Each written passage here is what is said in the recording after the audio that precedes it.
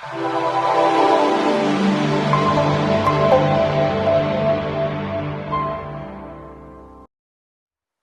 everybody, this is Robert Keats with goldsilverpros.com. Thank you for joining us. I have a very special first-time guest on the program. It's Dr. Quinton Hennigh, who's on the board of directors for Nevada King. How are you doing, Dr. Hennigh? Very good, Robert. Nice to talk to you. Yeah, we were talking a little bit about your role in the company before we started the call. And you're also, I believe, involved in Novo Resources as well. And you have a long history of activity in this space as a geologist. Would you mind giving a little bit about your background? Yeah, look, I'm an exploration geologist. I've been working in the gold mining industry now since I was 16, actually. So I hate to say, but almost 40 years. I worked in exploration for major mining companies. Early part of my career, I worked for Homestake, Newcrest, and then Newmont. Realized at some point around 2007 that the opportunity to explore was probably better positioned in the junior space than it is in the major mining space. So I shifted from major mining companies to junior resource companies in about 2007. And I really haven't looked back. I've been either running or advising a number of companies over the past 13 years and absolutely love the opportunity to go out and explore many different parts of the world, also many different deposit types and so forth. This is a dream come true. You know, before we get into the general discussion on gold, which I do want to get to, you said something interesting there. You said years ago, you noted that the exploration for the juniors was more attractive to you than some of the bigger companies. Can you expand on why that's the case? And do you believe here in 2021 that's still the case? Yeah, look, a lot of it has to do with a very fundamental event in the gold space, and that occurred, I believe it was 1996 or 7. I can't remember exactly what year, but that was the Bre-X scandal. I got to tell you that as soon as the Bre-X scandal hit, and then the gold prices also started falling about that same time, you saw major mining companies just cut their exploration budgets dramatically during about a 5 or 6 year period. All the way up through about 2002, and the attrition in the space amongst the mining team, the exploration teams, in the major mining companies was shocking. You know, if the companies didn't literally cut their exploration staff, you saw a huge number of people voluntarily move to other industries and stuff. So there was a chronic shortage, if you will, in the major mining companies for ability to explore after that period. Then the gold price starts to rise in 2003, 4, and so on. And yeah, there's still need to go out and find gold deposits. But guess where those people left? A lot of them went to the junior space. And that's why you saw just this fundamental shift of capital in exploration shift over to the junior sector. So by 2008 and 9, I would say that the dominant driver of exploration in the gold industry was in the junior space. Yeah, it's interesting that you say that. There's an interesting chart here from Crescat Capital that I want to share with our viewers on the coming gold supply cliff. So Crescat Capital has put together a chart over the proven and probable resources. The most realistic look at resources for gold, and you can see this us hitting a cliff starting about 2028, and then it really falls down in terms of our available reserves. So it's interesting that you make that comment in terms of what happened in the exploration space and how much the big guys were exploring. Do you think it's going to be now up to the smaller guys, the junior resource companies, to make up for that? Are they the ones really out there finding the gold? Absolutely. There's no question that it is the junior market that's going to provide the future pipeline of gold deposits for these major mining companies. Okay. I actually happen to advise Crescat as well. So I know the guys very well, and they've done a very good job assembling the data. But, from my perspective at this point, the main driver of discovery are going to be junior companies, and the majors are going to have to pay up for those deposits as they are discovered. Absolutely. And I think the overall demand for gold is going to go up. Of course, we've seen the central banks turn into net buyers since the last financial crisis. They've been net buyers for about 10 years. And there is a lot of gold into the financial system. It's going to be very important in terms of Basel III liquidity ratio requirements for the big banking system. What other drivers do you see perhaps in the next few years that would be bullish for gold? Is it the money printing, or what's the case for gold? Money creation, it's not necessarily printing so much as it is lending it into existence, but you're going to see an increase in the money supply, which in effect will, in my view, translate to significant inflation. We're probably going to get hit hard by it here in the next year or so.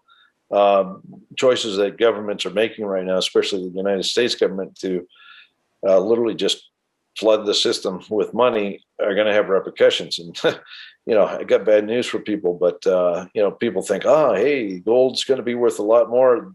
The flip side of that is those dollars that you're valuing the gold are not worth so much anymore. They don't have as much buying power. That's the flip side of this. But gold, an ounce of gold weighs an ounce of gold. I will put my effort and time into gold any day, because the dollar just isn't going to hold its value.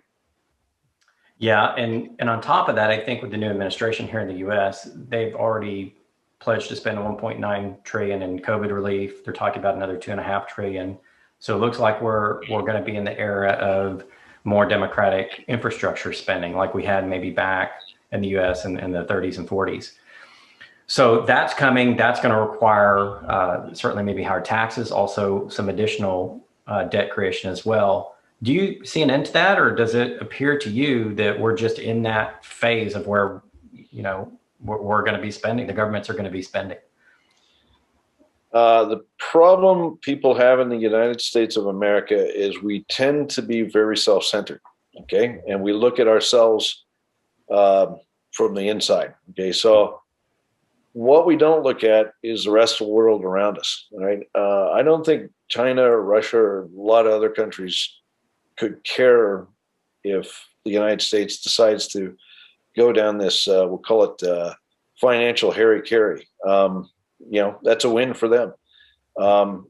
Yes, they will try to do all these things that you just mentioned. The problem is it's going to inevitably lead to failure. What I mean by failure is the dollar's going to get a serious haircut, and that will be it'll be a self-limiting factor for ability to carry on with this financial nonsense. Yeah, I agree with you there. I have no argument. And that is why we cover the gold, silver space, and also some of the gold mining companies. And it's why I'm so excited to have you on, because you have that geologist view. And Nevada is known as one of those places where it's a great mining district. It's one of the top tier in terms of the Frasier Institute, produces a lot of the world's gold every year. Other than that, what's the great thing about Nevada?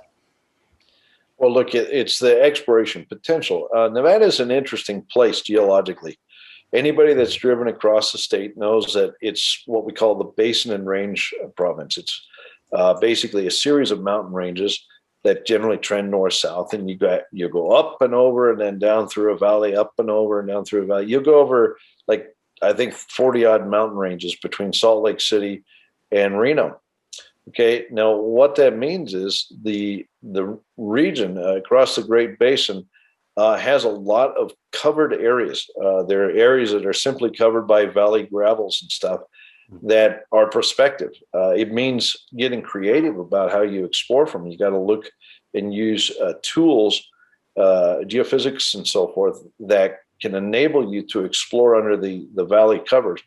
But there's a lot of ground left to explore.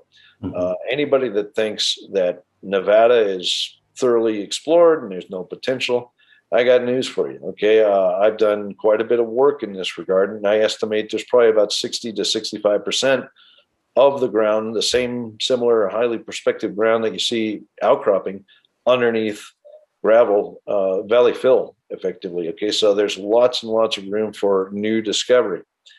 We have to get creative. Why do I like Nevada King? It's because these guys are willing to explore, do this hard work to find the next generation of gold deposits here. Nevada is ripe. You can't tell me that in a region that's produced, you say 200 million ounces of gold, and has well over 100 million ounces of resources remaining is out of gold. Okay, where you find that much gold, there's usually more, and we've got to roll up our sleeves and get to work and do it. So what we're seeing here is the Nevada King portfolio, and if I'm correct, and please correct me if I'm wrong, you guys have the most staked land in Nevada. Is that correct? Not of all companies. Obviously, the joint venture between Barrick and Newmont controls the lion's share of the land across Nevada. They have a lot of that ground that you see in the Carlin Trend, which is just to the upper right of the bright blue trend that you see. That blue trend is basically the gold belt that we call the Battle Mountain Eureka. Different names: Battle Mountain Cortez, Battle Mountain Eureka Gold Trend. It's basically a massive trend of gold deposits that extends northwestward across the state.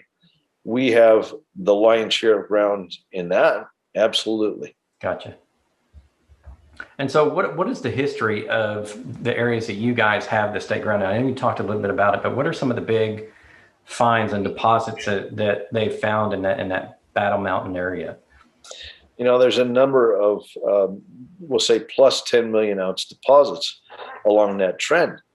The Cortez area, which is kind of the mid-center part of that trend, has a number of gold deposits, mainly operated by Barrick Newmont joint venture at this point, that include, say, the Pipeline deposit, almost 20 million ounces. You got the Cortez Hills deposit. I believe it's around 15 million ounces. You got the Gold Rush deposit, which is currently being developed, is around 10 or 15 million ounces.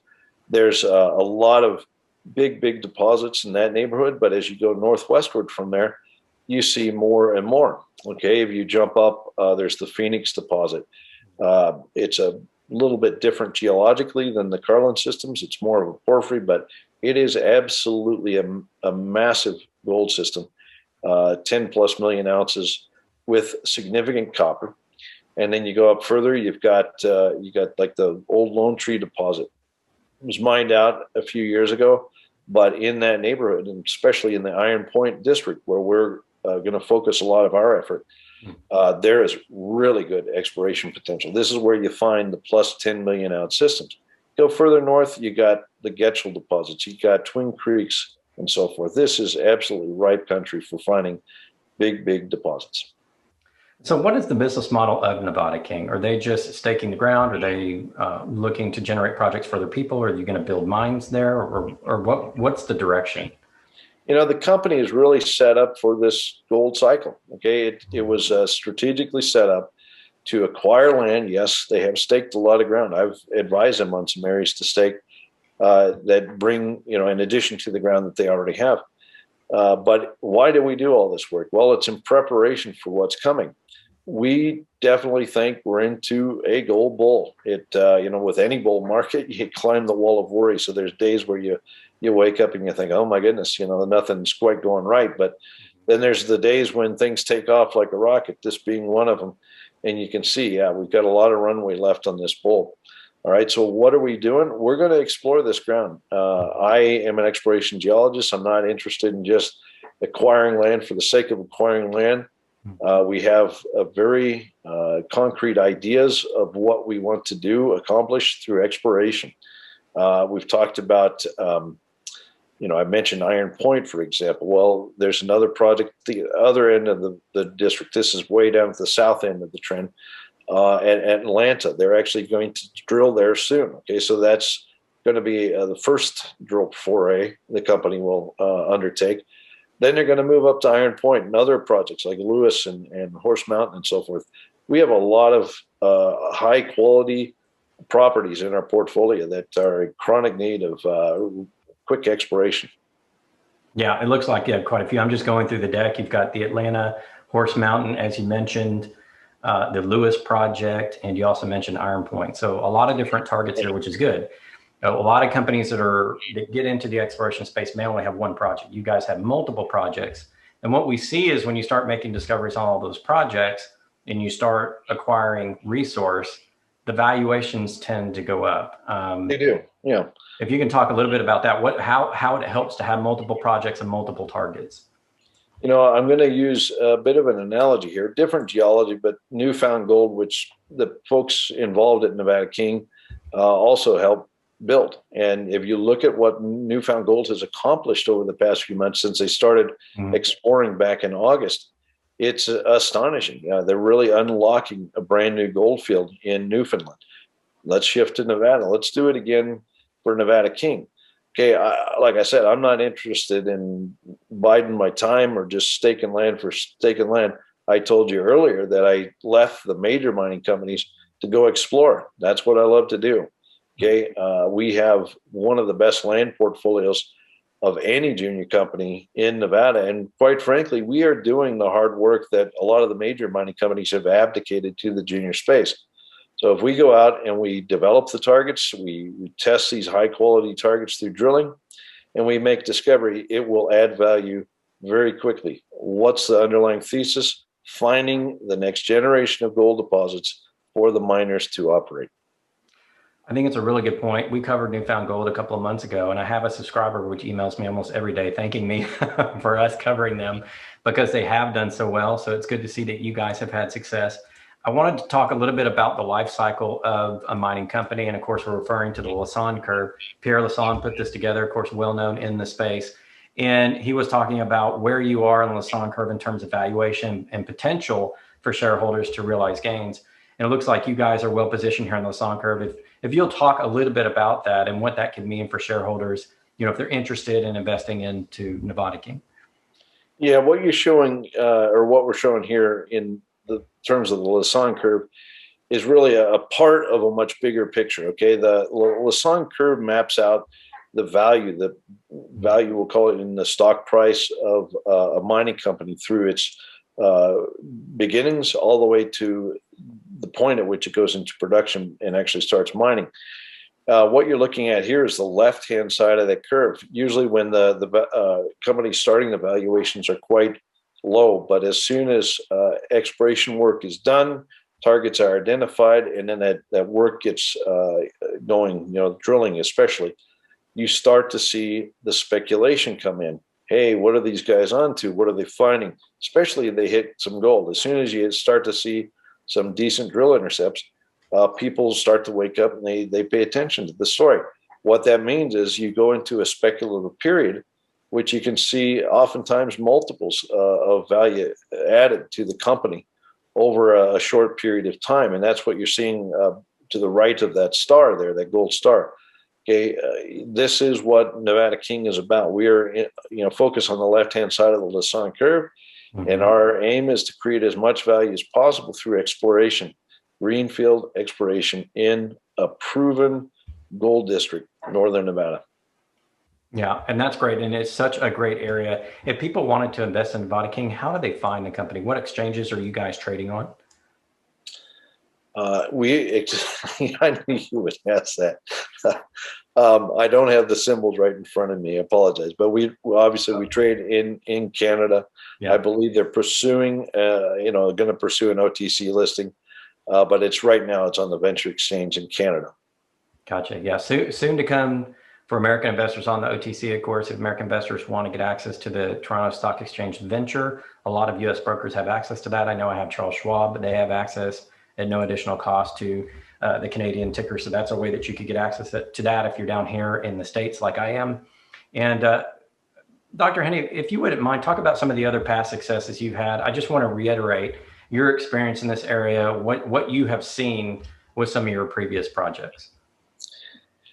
Well, look, I've worked in a number of locations around the planet. Obviously, Novo Resources, which is now in production in Australia, has been first and foremost my attention for the past 11 or 12 years. But I've worked, for Newcrest and so forth, and Newmont in Nevada. I also worked in the junior space in Nevada and found a blind Carlin deposit. I told you earlier about exploring the next frontier, being underneath cover and so forth. We managed to make a discovery of very high-grade Carlin mineralization just south of the town of Carlin, right in the middle of the Carlin Trend. I kid you not. We found high-grade Carlin mineralization. I know it's there, and I love doing this stuff. So I'm very, very excited about that. Look, I'm helping Newfound. Obviously, I mentioned them earlier. They have made a fantastic discovery. It reminds me of the time when I got to help with the Fosterville, the high grade discovery of Fosterville about 2016. A very similar system. So as soon as I saw Newfound and the results that they were getting, the geology just screamed, yes, this is going to be a very, very large discovery. I was glad to play an early part in that. I've helped other companies in Canada. Springpole deposit, which is now owned by First Mining, was run by Gold Canyon. I helped drill a 5 million ounce deposit there.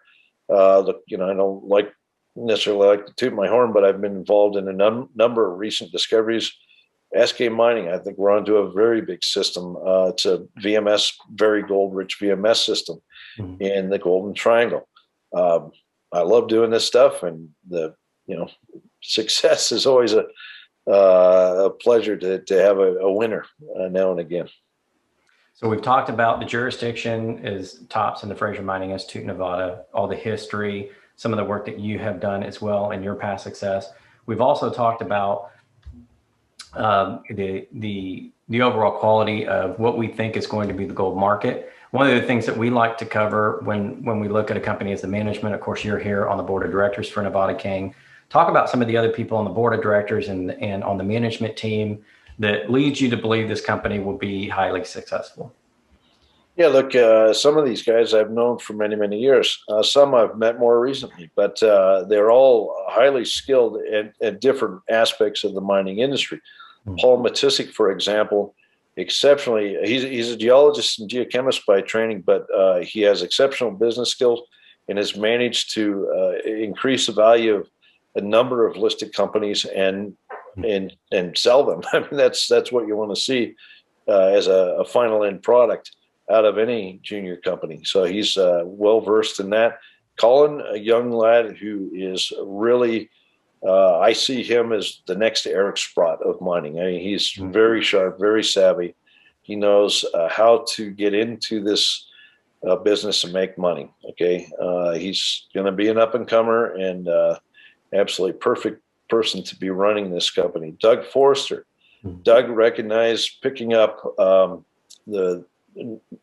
I think it was called Crocodile, but for Newmarket back in the depths of the gold market was a good move. And, and ultimately he sold Newmarket to Kirkland Lake for, I believe it was around $1 billion transaction back in 2016. I was on the other side of that deal, by the way. So, I helped a little bit, but anyway, look, Craig Roberts, I don't want to skip him because Craig I've known for many, many years. And he actually helped me. The first time I went to a junior company, he helped me finance that company back in 2007 after I left Newmont. I've known the guy for a long time, and he's as solid as a rock. He's an engineer by training, but he knows this industry. And it looks like in 2021, the company's going to be spending a lot on drilling and exploration activities. I want to highlight that here for just a moment. You have a nice slide in the deck there that looks like about a $9.6 million budget US. Can you talk a little bit about, since you're one of the geologists on the board, talk a little bit about some of the targets and what you guys are really going after on some of these deposits? Yeah, look, at Atlanta, the critical piece here is to grow that system. A lot of companies have looked at it, considered, hey, could you grow it by doing this or that? We're the first company to really put it all together and come up with the data set, but also targets to grow that system to a critical mass where it's going to make a good mine for a major mining company. So we're definitely moving that through the resource growth to make it a desirable target. Lewis is looking, by the way, the budgets that are here, these are preliminary. Okay, as the company gets established and we gauge the interest in the gold space and so forth, you'll probably see a lot of these numbers change. But Lewis and then Horse Mountain, both kind of in the north central part of the Battle Mountain Trend, very high quality assets.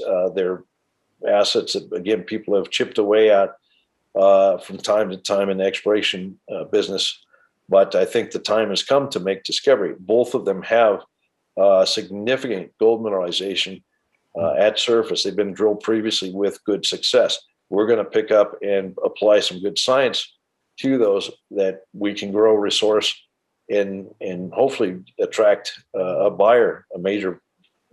Obviously we got several companies in the region. You got Barrick Newmont joint venture, Nevada Gold Mines, but you also now see Keith Neumeyer entering Nevada.